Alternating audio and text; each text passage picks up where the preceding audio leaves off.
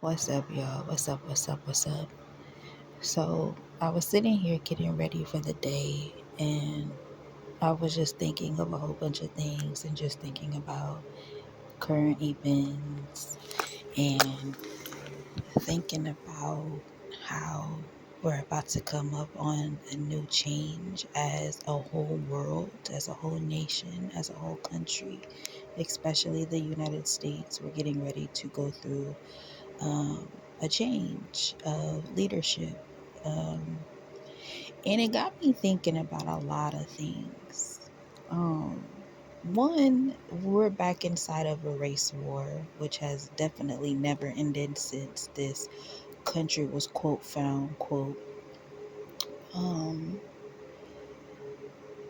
then I'm thinking about like how so basically I'm talking about elections and all of this political stuff that's going on right now, and I'm thinking about years, thinking back on years. So like I was born in the Bush era. I think when I was born, I think Bush Senior was president, like when I was a little girl, and then like as I got older, I think like what was it like around 9/11? I think I was like in fourth grade. That's when like George Jr. was in office or whatever. So I've been around only that long to see those presidents or whatever, and so I'm just starting at that point, and then now in 2024. And so what was coming out to me as I was thinking was, remember when I think it was Hillary and Trump, right? The first time okay, yeah, I think, yeah, it was Hillary going against Trump, I believe. And the world was so gung ho for Hillary Clinton to win. Like, yeah, she could do it. Yeah, yeah, yeah. Blah, blah, blah. And everybody was against Trump, right? Okay, he won. Everybody split their wig, and so that happened. Everybody was miserable. Everybody was mad, but life went on. Whatever. Now we're back at this point where Trump is racing up against another woman, but she's now black, which brought me back to when Obama was running for president and he won 2 terms. But then all of the commotion that was behind it, the race wars that started, all of the black men and women and children that died those 8 years during his presidency because of the race war that was being hidden, but it was in plain sight. Y'all know what I'm talking about. And I remember like the black community so happy, like, oh, it's a black man going to be a president, everybody happy, right?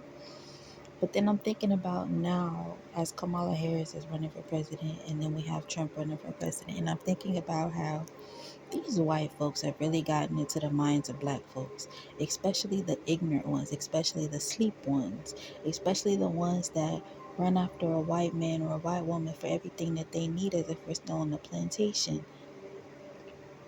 These white people know how to trick us, especially the ones that they know aren't awake, especially that which is a large mass of us, including outside of the black community. There are large masses of people who are still asleep, still still blind to what's going on, still deaf to what's going on.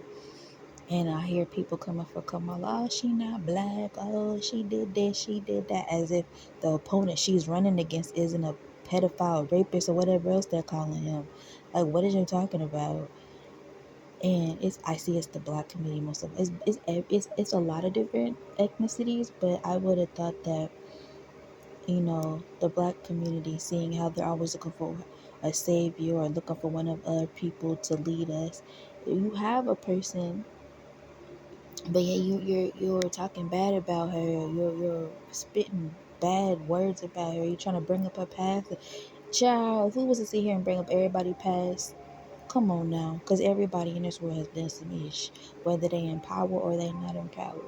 But my thing is, is the black community not being able to think for themselves. So y'all didn't have a problem running away with Donald Trump when he was passing out money to y'all and telling y'all he gonna get black jobs, whatever the fuck that means, because I don't know if that means jobs only for black people or jobs that only black people do. Like, I don't know what the fuck that means, and then yet y'all running after him.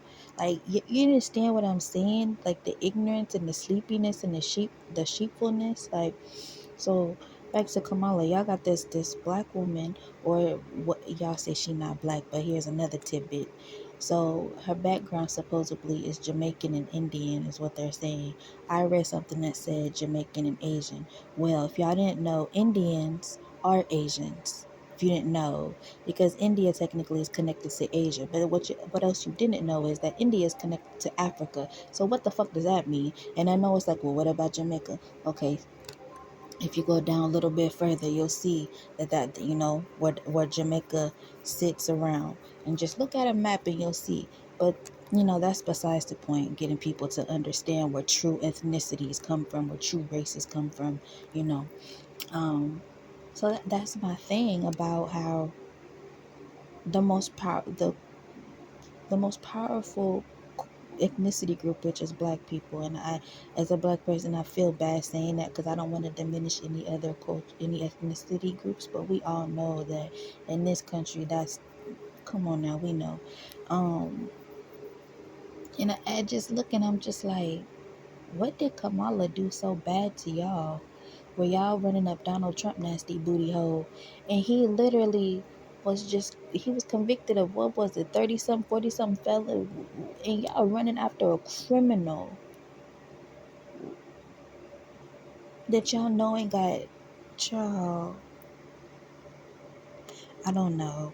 I'm not telling nobody who to vote for, but I'm just telling y'all to use y'all fucking brain. Use your brain for yourself. Use your own logic. Use your own thinking. You don't have to listen to what these political people are saying. You don't have to listen to what your neighbors are saying, your family is saying. Think for yourself.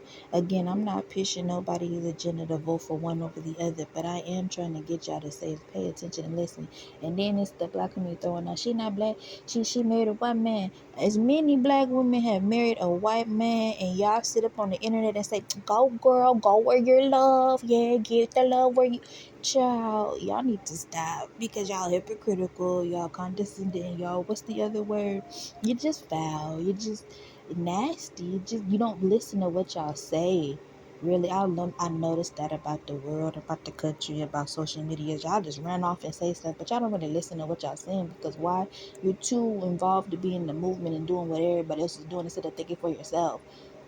Y'all gonna fuck around and put the wrong person in office again, and y'all gonna be sitting there crying and complaining again, but ain't nobody finna come wipe y'all noses because y'all done did this. Stop crying, wolf. Stop.